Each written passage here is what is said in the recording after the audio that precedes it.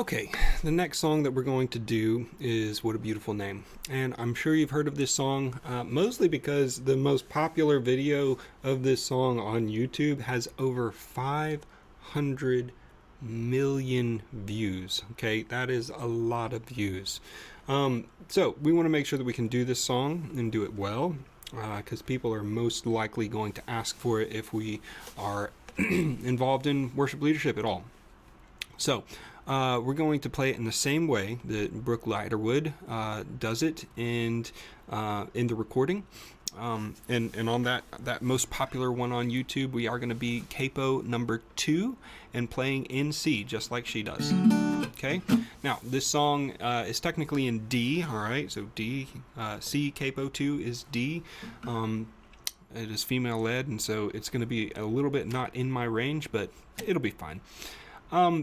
There are some pretty basic chords in this song, chords that you probably are familiar with: a C chord, an F chord, an A minor chord, a G chord. On the song sheet that I'm leaving on here, on all of the other song sheets, I've taken out a lot of the, sevens or the G over B's or the C over E's, the slash marks in between two different letters and stuff like that. And there's a reason for that. I want it to be as simple as possible for you to be able to lead these songs. Now, however, I'm leaving all of those in this one. And there is a particular reason for that. This song, the chordal structure of it sounds really good if you play it that way. Now, what if you're just brand new, a beginner, and you're just going to do down strums and try to make it through this song? Well, anytime you find a chord that's like in the first verse, there's a G, and then there's a slash, and there's a B. Just play the G. Play a G chord, and that will be fine. Now, I'm going to go through in our chord tutorial and show you how you can play a G over B without actually even changing any of your fingering for a G chord. All right? Most of these are like that. It's just telling you what string to emphasize as you're strumming, or it's dropping a finger from your chord structure in order to add a 7 or something like that. So you don't really have to know what those mean. I'm just going to show you some of those particular chords to make it sound as close to the recording as possible. You don't have to play the 7s. You can play your normal chords and you'll be just fine. This song is in 4/4. It's a slow 4, and so your typical down, down, down, up, down strum pattern will work fine for this if you're a beginner. This song sounds really good in a number of places. If you have a little bit of finger picking, you can do that. I'm not going to do that in either of these recordings. I'm going to just be using a pick.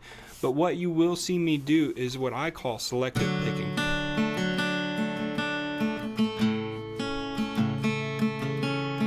And we need to talk about how to do that, okay?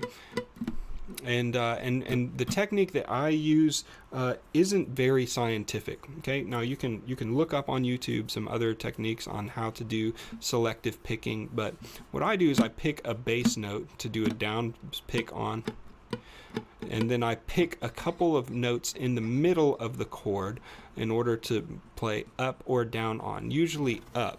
Okay, so on the chorus, what a beautiful name it is.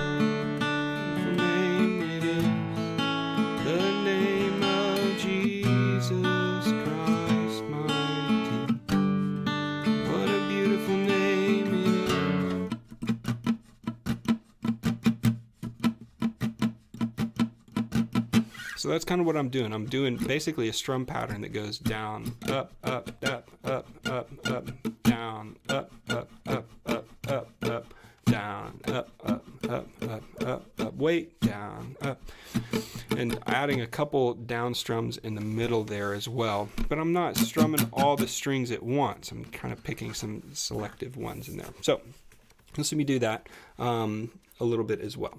So let's get into the particular chords that we're going to be playing, and we're mostly going to stick with the basic strum pattern for the easy version, and then I'll do a more complicated version after that. Okay.